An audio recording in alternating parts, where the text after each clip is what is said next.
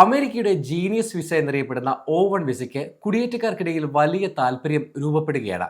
America വിദേശികളായ skilled പ്രൊഫഷണലുകൾക്ക് നൽകുന്ന H1B വിസയുടെ കാര്യത്തിലുള്ള അനിശ്ചിതത്വമാണ് O1 visa ശ്രദ്ധയാകർഷിക്കാനുള്ള കാരണം.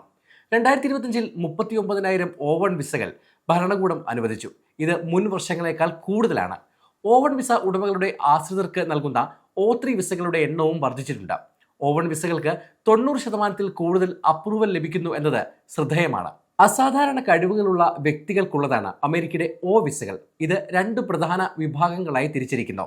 O1A വിസ ശാസ്ത്രം, വിദ്യാഭ്യാസം, ബിസിനസ്, അത്ലറ്റിക്സ് എന്നീ മേഖലകളിലെ അസാധാരണ കഴിവുള്ളവർക്കുള്ളതാണ്. ഇവർക്ക് ദേശീയ തലത്തിലോ അന്താരാഷ്ട്ര തലത്തിലോ അംഗീകാരം ലഭിച്ചിരിക്കണം.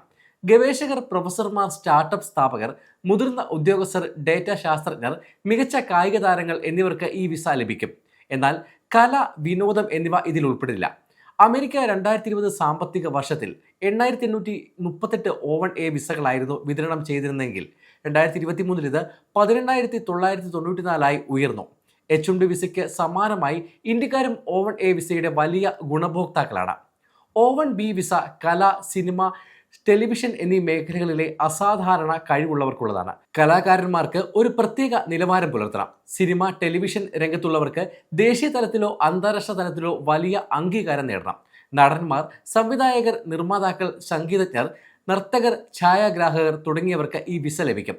പ്രധാന അവാർഡുകൾ, ഉയർന്ന വരുമാനം, നിരൂപക പ്രശംസ, പ്രമുഖ സിനിമകളിലെ പ്രധാന വേഷങ്ങൾ, പത്രവാർത്തകൾ, വിദഗ്ധരുടെ ശുപാർശ കത്തുകൾ എന്നിവയിലൂടെ യോഗ്യത തെളിയിക്കാം. ചുരുക്കത്തിൽ O1A വിസ ശാസ്ത്രം, വിദ്യാഭ്യാസം, ബിസിനസ്, കായികം എന്നിവയ്ക്കും O1B വിസ കല, സിനിമ, ടെലിവിഷൻ എന്നിവയ്ക്കുമാണ്. O1 വിസയ്ക്ക് വാർഷിക പരിധിയില്ലെന്നത് സവിശേഷതയാണ്. പ്രത്യേക വിദ്യാഭ്യാസ യോഗ്യതയും ആവശ്യമില്ല. ഒന്നിലധികം തൊഴിലുടമകൾക്ക് വേണ്ടി ഒരേ സമയം ജോലി ചെയ്യാം. ആദ്യമായി 3 വർഷം വരെ താമസിക്കാം. അതിനുശേഷം ഓരോ വർഷവും വിസ നീട്ടിയെടുക്കാം. O2 വിസ O1 വിസക്കാരോടൊപ്പം വരുന്ന സഹായികൾക്കുള്ളതാണ്. അവരുടെ കഴിവുകൾ O1 വിസക്കാരൻ്റെ ജോലിക്ക് നിർണായകമായിരിക്കണം. O3 വിസ O1 അല്ലെങ്കിൽ O2 വിസക്കാരുടെ കുടുംബാംഗങ്ങൾക്കുള്ളതാണ്. ഭാര്യ, ഭർത്താവ്, 21 വയസ്സിൽ താഴെയുള്ള അവിവാഹിതരായ കുട്ടികൾ എന്നിവർക്കും ഈ വിസ ലഭിക്കും.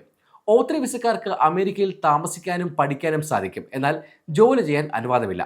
ഡൊണാൾഡ് ട്രംപ് അധികാരത്തിലേറിയ ശേഷം H1B വിസയ്ക്ക് ഏർപ്പെടുത്തിയ കർശന നിയന്ത്രണങ്ങളാണ് O1 വിസയുടെ പ്രചാരണം വർദ്ധിക്കാൻ കാരണം. H1B വിസ ഫീസ് $1,00,000 ഉയർത്തിയത് വിദേശികളെ നിയമിക്കുന്ന കമ്പനികൾക്കും വിദേശികളായ പ്രൊഫഷണലുകൾക്കും തിരിച്ചടിയായിരുന്നു.